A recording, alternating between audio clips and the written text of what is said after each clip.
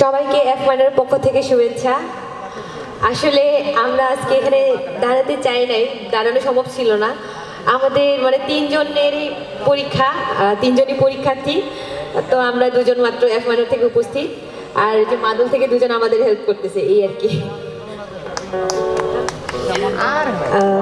আমি F1 আমি পিঙ্কি চিরান, আর আমার পাশে আছে নাদিয়া রিচিন।